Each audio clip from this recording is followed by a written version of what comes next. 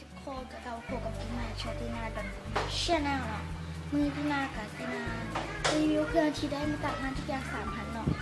หลังมาเบิ่งกันเลยเนาะอย่างแรกก็จะเป็นโมนีเนาะ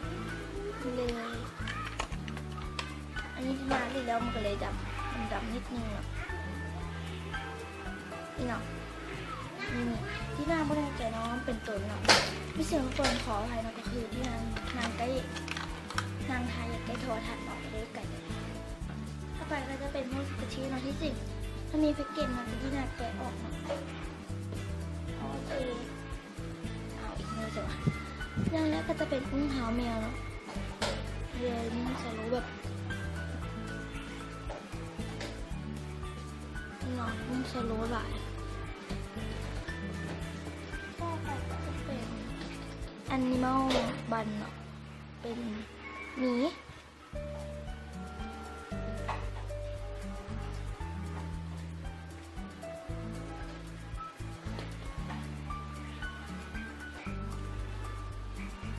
ต่อไปก็จะเป็นพวกบันเนาะ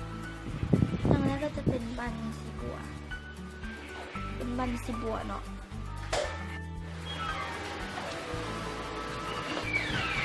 แล้วก็เป็นบันเหลืองเนาะยิ้มแบบนี้แหละยิ้มแบบนี้แหละ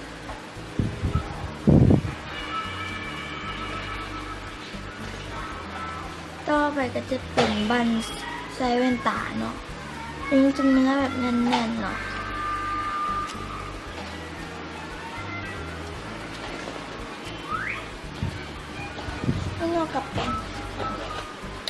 นี่เราก็จะเป็นเครื่องที่นาได้มา